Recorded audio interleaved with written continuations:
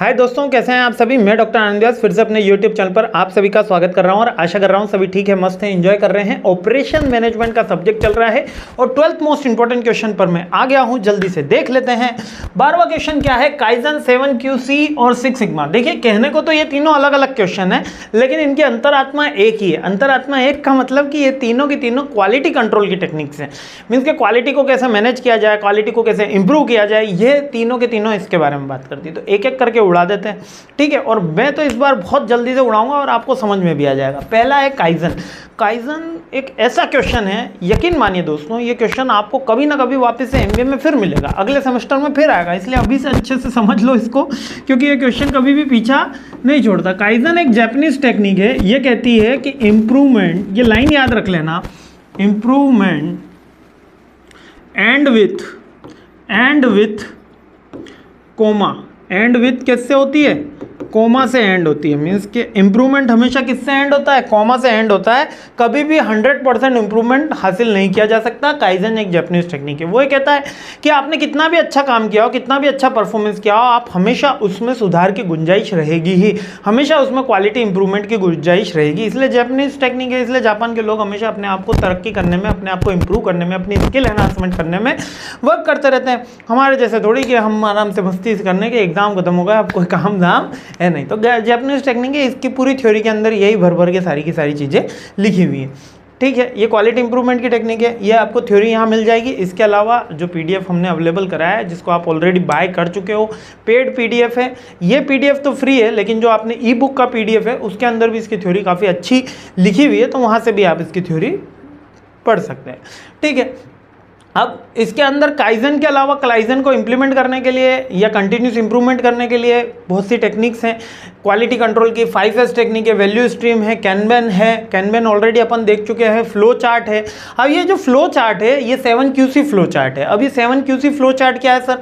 7QC flow chart का मतलब ये है कि 7 तरीके के चार्ट्स हैं। मीन्स कि अगर मेरे को क्वालिटी चेक करना है ना, इसको अच्छे से और आसानी से समझ लीजिए। अगर मेरे को क्वालिटी चेक करना है तो मैं कैसे कैसे कर सकता हूँ सर? मैं एक टू डू लिस्ट बना दूंगा, ठीक है सर। मैं ऐसे डायग्राम बना के दिखूंगा, ठीक है। तो ये 7 तरीके के डायग्राम ही है बेसिकली। तो क्या है, आइए देख लेते हैं कौन कौन से। एक साथ में सातों यहाँ पर एक्सप्लेन करता हूँ।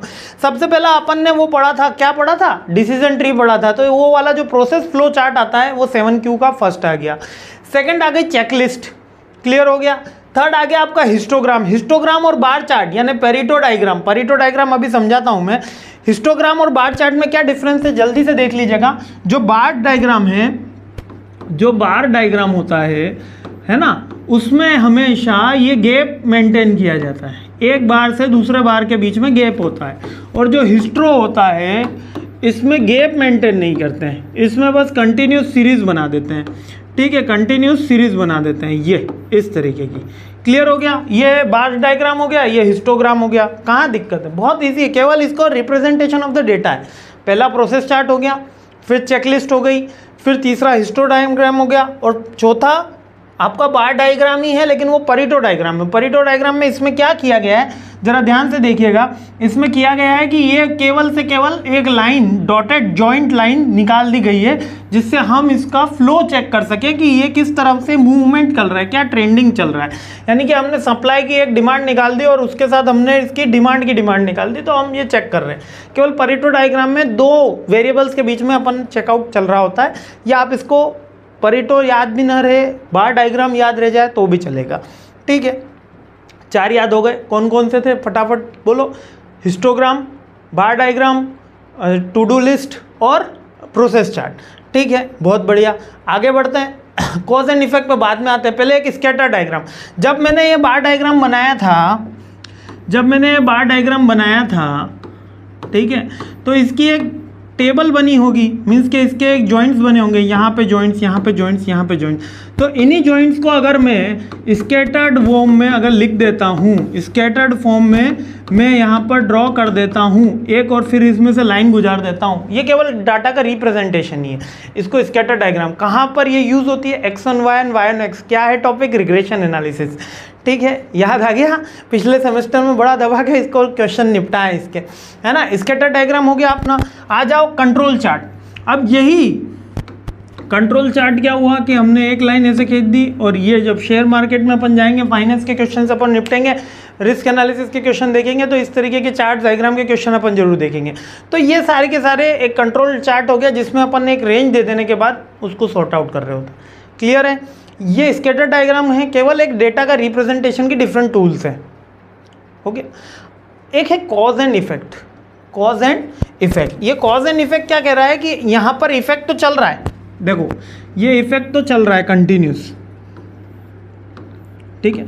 अब वो किस लिए चेंज हो रहा है? मेन, मशीन, मटेरियल, मनी, ये जो उसके ऊपर इम्पैक्ट कर रहे होते हैं, एनवायरमेंटल इशू जो अपन पेस्टल एनालिसिस में सीखते हैं, पॉलिटिकल, सोशल, एनवायरमेंटल, ये सारे के सारे एनवायरमेंटल इसमें चेंज करते हैं अपने प्रोसेस को या किसी भी आउटपुट को, तो ये कॉज एंड इफेक्ट डायग्राम से अपन रिप्रेजेंट कर सकते हैं। अब मान लीजिए मेरे को वर्कर की अटेंडेंस के बारे में जानकारी देनी है, तो मैं कौन सा डायग्राम लूंगा? मैं बार डायग्राम लूंगा। अगर मेरे को बताना है कि ये फेल्यूर क्यों आ रहा है, तो मैं कॉज एंड इफेक्ट डायग्राम लूंगा। अगर मैं रिसेंट ट्रेंड्स के बारे में बात कर रहा हूं तो मैं हिस्टोग्राम लूंगा।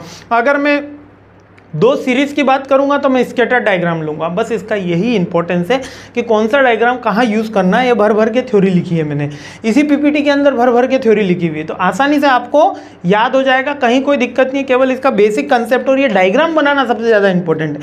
एग्जाम में ये डायग्राम के ही मार्क्स हैं, डायग्राम इज यहाँ पे बहुत इंपॉर्टेंट है, ठीक है। एक एक करके, अभी थोड़ा सा ब्राइटनेस इफेक्ट आ गया, हाँ अब एक एक करके आप इसको सारे से अच्छे से याद कर लेना। 7QC टेक्निक समझ में आ गई। इससे पहले अपन ने क्या समझा है?